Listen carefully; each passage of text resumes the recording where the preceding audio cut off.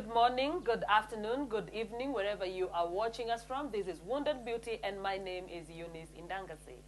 I am joined today by a handsome, smartly dressed young man who, because of time, I will ask to introduce himself to the viewers.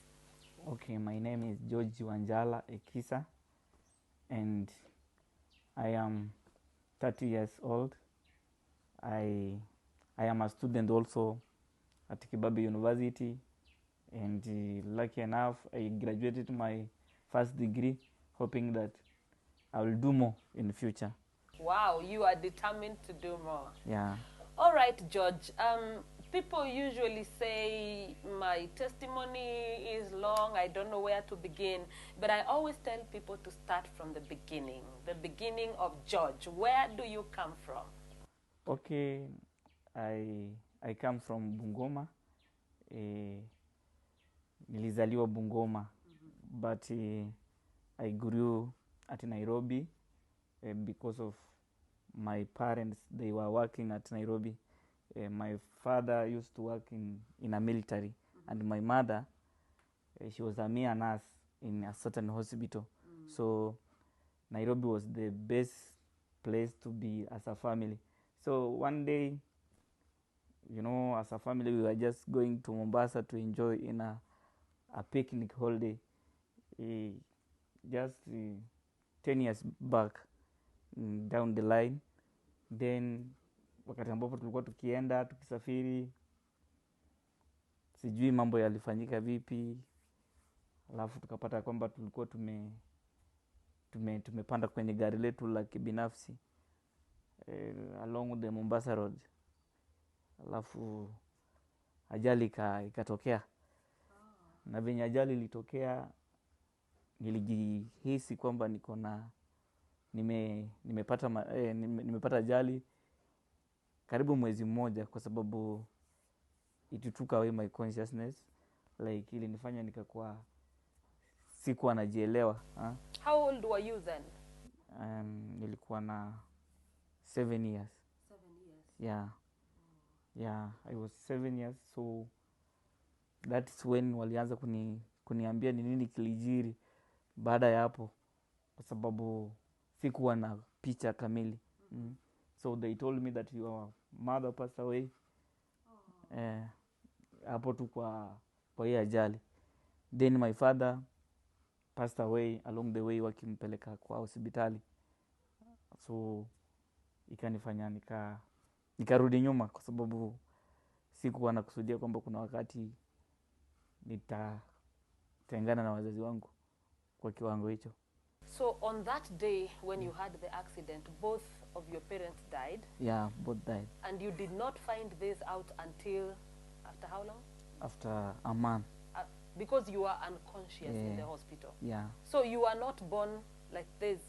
This is due to as a result of an accident. No, I was normal. Nilikuwa nacheza mpira, nilikuwa natembea na miguu kama like any other like any person. So ningejua chenye kinge happen, labda singetumia hilo gari, ama hata tungeenda safari. But Mungu ndiye anajua yenye ita happen next. And when you live in this world, you never know about tomorrow. You never know tomorrow. Yeah. That is correct. Tell us a little bit about now your childhood. After that, you found yourself in the hospital. Yeah. What happened next? Yeah. Starting, it was like a new life, because I never used to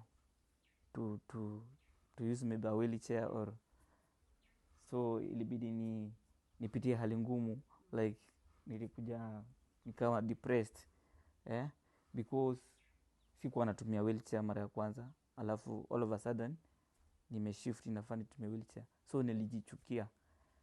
I took time to accept myself and to believe that I can do something, because all of a sudden umekuwa mzima, then all of a sudden umeshushwa hadi umefika katika kiwango cha wheelchair, alafu tena wazazi hawapo.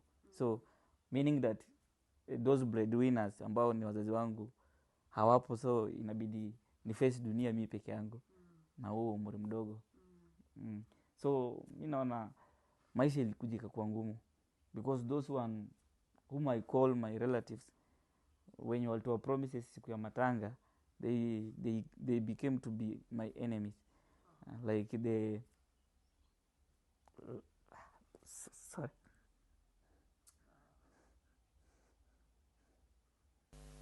Take your time, George. It's okay. So maybe turudi a little bit kwa when your parents, the funeral, yeah. did it wait for you to get out of the hospital, or did you get out of the hospital to find that your parents have already been buried? Yeah, wakati nilitoka hospitali, that is when the funeral took yeah, place. yeah. Lakini bado sikuwa najisikia vizuri, so I had to attend that funeral, alafu nirudi hospitali because niliambiwa kwamba maisha yangu yalikuwa yanategemea sana vifaa fulani vya hospitali. Like all over ilikuwa ina happen hivi, nikichangamka leo, kesho ninaamka niko vibaya, so nilikuwa natumia sana life supporting machine. Nashukuru Mwenyezi Mungu kwa sababu alinitoa katika hiyo hali na nikawa na improve like every time. So nikaacha kutumia hizo vifaa. Yeah, so kurejelea ile first point ya my relative, walikuja wakakuwa maadui wakubwa sana kwa sababu something small that my father alikuwa ameinvest, kila kitu kilichukuliwa, na ilikuwa vigumu sana au kunikubali katika maisha yao sababu wengi waliona kwamba nimekuwa mzigo. Like they used to say that I'm a burden. The only thing that I deserved there is just to be given a piece of land which is 4x6, ile yenye nikikufa nitazikwa huko. And that was your father's land? Yeah. So hali ikakuwa ngumu, like watu wenye niliishi nao sio my relatives, niliishi na only friends. Yeah. So maisha yangu ilipo hivyo mwanzo. How did you go through school? Yeah, so it took me like 3 years to accept myself because first, you know, being a disabled and it's something that you did not even plan, without parents and also without relatives. Ilichukua muda sana kufight because wajomba waliniambia kwamba ni vizuri ningeenda kwa kotini like to defend my father's property. So nilispend a lot of time ku defend hizo vitu na ikanifanya nikachukua karibu 3 years without even going back to school. So nilivyoona mambo yamekuwa magumu, like you know those guys used to have money, so they can do anything. Wewe unaenda kesi unapata imesongeshwa, next unapata imesongeshwa, so nika give up. Then nikapatana na rafiki yangu mmoja ambaye alikuwa msungu, alikuwa anaitwa Ken Jones. Alikuwa anaishi Mount Elgon. That guy used to tell me that your father's wealth may be not exactly your wealth. You have to sit down and look for yours. So kwa hiyo process alikuwa ananimenta, like alikuwa anatumia motivational words zenye zilinifanya nikajikubali baadaye. Because hiyo hali yenye niko nayo sio hali ya siku moja, siku mbili ama wiki. Itakuwa iko. Yeah, it's permanent. It is permanent. So nilipitia kwa guiding and counseling, at the end of the day nikajikubali na ndio nikarudi shule. So yule mzungu alikusaidia? Alinisaidia. Okay. Yeah. Na wakati huo unaishi na nani sasa? Wakati huo nilikuwa naishi kwa rental house. Like nilikuwa natoka kwa rental house nikienda shule. Umeona? Peke yako? Yeah, nilikuwa naenda tu peke yangu. Sasa bahati mzuri nilipata shule ya bweni, shule ya msingi, lakini ilikuwa na ni boarding. Yeah. So na ilikuwa special school. Kufika hapo shuleni sioni kwamba kulikuwa na changamoto nyingi. Lakini wakati nilipata ajali nilikuwa nimefika class 4 na ndio nilikuwa nimesoma only one term. So nilivyokuja shuleni nilikuwa na imani sana ya kwamba nimekuja kupigania life yangu, because I have nobody to hold my hand, so I need just to fight to prove that God is with me, and everything that has happened is not about that ijanifanya ni lose life, ni lose hope. So nilikuja nikaambia walimu mimi niliacha class 5, kwa hivyo nataka mnipeleke class 5. Na nilikuwa najua sikumaliza class 4. So wakakuja wakanipa interview ya class 5 na let me admit nilianguka. Yes, you are over ambitious. Yeah, but because I knew what I wanted, na nilikuwa najua kwamba hope comes through trying. No matter how many times you will fail, You keep but trying. one day you keep trying. So nikiwa class 5 wamenifanya nika repeat, lakini nilikuwa nasoma vitabu za class 4. Nilirudi nyumba naenda kuomba wanafunzi wa class 4 vitabu na wakanipa. Nikawa nasoma zenye zilikuwa zinanisumbua. At the end of the year nilikuja nikawa number 1 class 5 na nikaenda class 6. Wow. Yeah. So I just nikaanza kuamini kwa kitu chenye nilikuwa nafanya. Nikajua kwamba Mungu ako na mimi. Like everything that happened, my father, my mother dying all of a sudden, mimi pia kuwa mlemavu, like niliona kwamba Mungu ako na purpose in my life.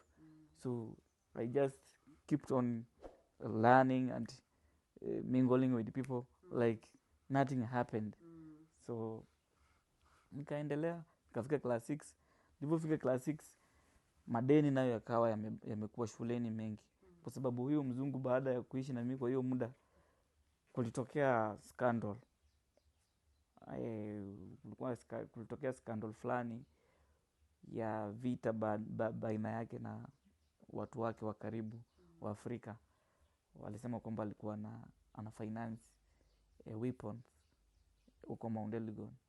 So akawa anahudhuria kesi na at the end of the day akawa deported. Sasa kwa mtu wangu wa karibu ambaye alikuwa amenisaidia kwa kiwango hicho chote, ilikuwa tena pigo. So kufika class 6 tunasema kwamba Mungu haachi mja wake.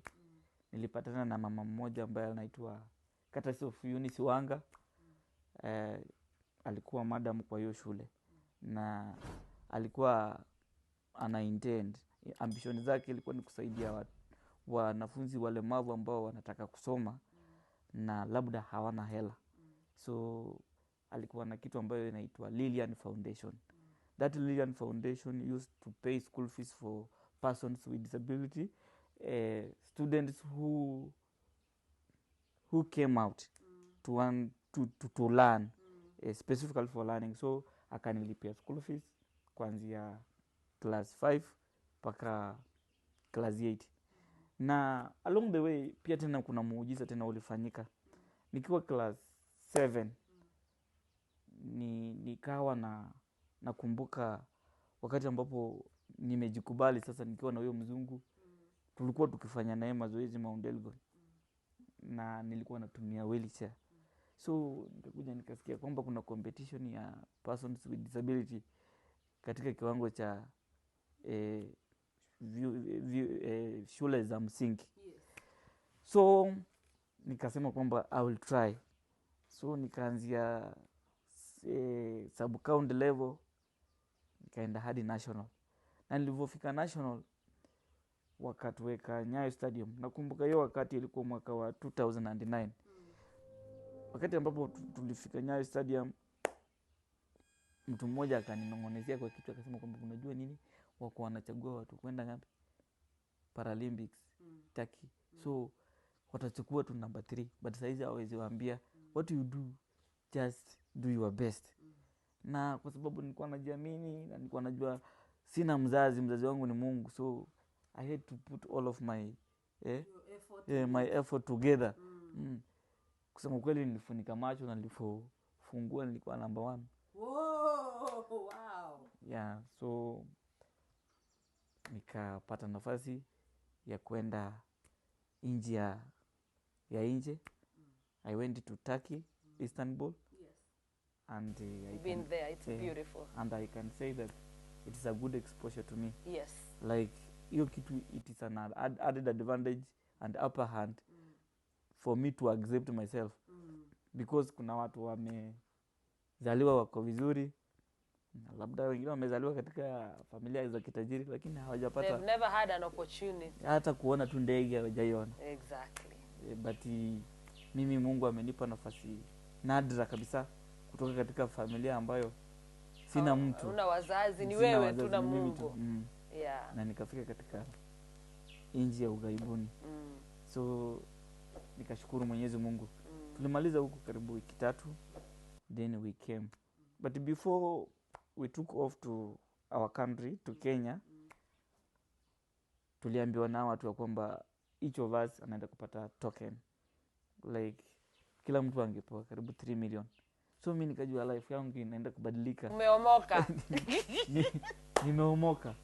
Lakini kumbe shetani alikuwa anasikiza. Oh no. Wakati ambapo tunafika Kenya, kwa sababu hatukuwa na document za kusatisfy watu wenye tulinda nao, ndio ilikuwa wa receive hizo pesa, halafu watu lakini kutokea hiyo mwaka mpaka sasa hatujaipata chochote. And this goes to people, actually this goes to people who are the caretakers of people with disability kindly. Watu walemavu pia wako na akili na wako na nguvu na wanahitaji msaada. Lakini sasa kama wewe ni mtu ambaye umejitolea na kusema kwamba unataka kuwasaidia na kuwa connect na ili pia wapate pesa, wapate kipato, alafu unatumiwa pesa na unakula, shame on you. And I know that chozi la mtu mlemavu ufika kwa Mungu direct, you will be punished. Because mimi labda kumoka kwangu vile ulisema kukiazia pale, lakini si kupata hata ndururu. Si kupata hata shilingi moja. That is a problem in a country where corruption takes a center stage, or corruption is a major thing, whereby if somebody is disabled, or we say differently, abled, and they are not on the street begging, this person is actually making effort to do something for themselves, where they use their energy, their sweat, they run in the games, and somebody promises that they be given some amount of money, and somebody decides to pocket that money. As my young brother George is saying here, shame on you, because that is a curse. That is a curse. But anyway, even without the promised money, you still kept on believing. Yeah. I knew that one day, though they have took away my money, but my effort, I still have that effort. Still niko na nguvu, niko na akili, then hawajaniua. And kuna msemo ambao unasema kwamba mgala muue lakini haki mpe. So niliendelea kupush kwa my academics. Like I knew that kama wamenifinya upande wa curriculum, academically hawatanifinya certificate, because hawanijui. So nikaendelea work hard in school, na nikafanya mtihani wangu wa darasa la 8. Sikupita vizuri, lakini nilipata alama 330. Then because in my life nimeishi maisha magumu na changamoto nimezizoea, I decided not to go to a special school for high school level. I just told my sponsor that ukinipeleka Bungoma High School for regular, itanifanya nitoke huko nikiwa ninajua venye life iko. Wewe sugu zaidi. Yeah, because hiyo ni prison on its own. So alienda kaniombea nafasi Bungoma High School, courtesy of my principal Mr. Wachilonga. Alikubali na nikaingia Bungoma High School. So nilipoingia Bungoma High School, life pia haikuwa rahisi, kwa sababu ni ngumu sana kuishi katika maisha ambayo hauna mzazi. during visiting day you can find parents coming with a lot of delicious food, a lot of hizo mapacket wamebeba, wengine hata wamebeba mahotpot, but kwangu mi nilikuwa naangalia tu kwa macho. Like walikuwa wanakula, mi nikimeza tu mate. Unakula kwa macho. Yeah. Oh. So nilikuwa najua tu one day, because kitu chenye huyu sponsor alikuwa anafanya, alikuwa ananilipia tu school fees peke yake, lakini upande wa cash ilikuwa ngumu. Sasa Bungoma hicho chakula tumekula sana. Mi nilikuwa natumia hicho wakati watu wanatumia hizo zingine zenye wameletewa nyumbani. Mimi maharagwe ndio ilikuwa the best meal of my secondary level. So hiyo ikanipa changamoto ya kujikaza katika masomo yangu. Licha ya kwamba Bungoma High School siwezi sema kwamba ilikuwa mbaya, lakini bado hawakuwa wamejitayarisha kupokea wanafunzi wenye ulemavu. I mean, it is not a special school. It was not prepared, even accessibility, no ramps. So wakati nilienda hapo ndio tukaanza principal akafunguka macho akasema, kumbe pia inawezekana kwa watu wa disability. Ndio sasa wakaanza kuweka ramp na wakaanza kuweka special facilities. Okay. Yeah. So people with disabilities, don't give up in life. You can also pass where I passed. Haimaanisha kwamba sasa kama uko mlemavu uende ukae kwa street mahali uanze kuomba ama uanze kujidunisha na kukataa kutoka nje, kwa sababu ukitoka nje utakuwa ashamed. When you want to be helped, just show yourself the interest that unataka kufika in a certain level. So toka nje. Kitu cha kwanza ni kujiamini. Just believe in yourself. Be prayerful and people will help you. Yeah. And God also will help you. Because this world, kama hujatoka, hakuna mwenye atakujua. Yeah. True. So you have to stand out there and be counted. Don't hide yourself inside. Yeah. And then keep hope alive. Important lessons here coming from your testimony, the journey of your life. So you are now in high school. Yeah. Life is not easy. Life is not easy. But you're still keeping going. Yeah. Academically, you're doing well? Yeah, academically kusema ukweli, nilipofika form 2 nika sponsor akaniletea habari ya kwamba she came and told me that I think your sponsorship will end soon, because we have some people when walikuwa agents walikuwa wame misbehave, like they was, I don't know which word to use, they was scuttling money. The funds.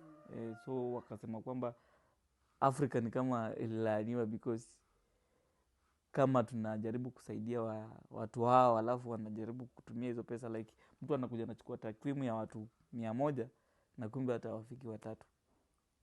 So wakawa wana dukuduku kwamba hakuna venye wangeendelea kusponsor watu wenye hawana shukrani. So I got the message, then all of a sudden my performance ikaanza kurudi chini, because unasoma ukienda wapi? If you was sponsor amesema kwamba hata kuendeleza katika masomo, unasoma ukienda wapi? So class nilianza kulala tena. So wakati ambapo nilikuwa Bungoma form 2, mchungaji mmoja akakuja akahubiri na akasema kwamba hii dunia jiamini. Licha kwamba nilikuwa nimelose hope na kusema kwamba sasa kama sponsor hayuko, mbona nisome masomo yangu yenye yatafuata, nani atanilipia? Akasema kwamba hapa duniani ni kujiamini. Na nakumbuka ali insist, that guy insisted, na akasema kwamba because Mungu ndiye anamiliki like everything in this world, gold, diamond, bronze, vitu zote zenye ziko hapa duniani, like all animals, both domestic and wild animals. Akasema kwamba tunachochea tu Mungu akupatie hizo vitu na usomee. Wow. So wakati ambapo alikuwa naomba, I went there. Na nilivotoka hapo I was a changed person. Nikarudi shuleni na academically nikaanza kuperform vizuri. Like up to the end of my high school level nilipata B minus. Wow. Yeah. That's nice. Yeah, I got B minus, and I am proud of that because all along nilikuja nikarudi chini kwa sababu ya hali ngumu ya maisha na jinsi walivyoniambia kwamba sponsorship inakatika. Wow. A B minus, you did very well. Thank you. And then you found yourself in university. Yeah. How?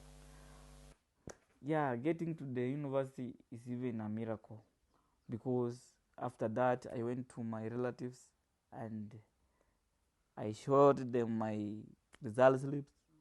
They told me, yes, you have done a good job, but what we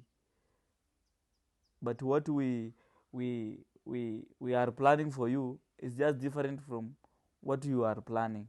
So they told me that, George, you deserve to be in a certain street begging and maybe doing something that constructive, like people with disability.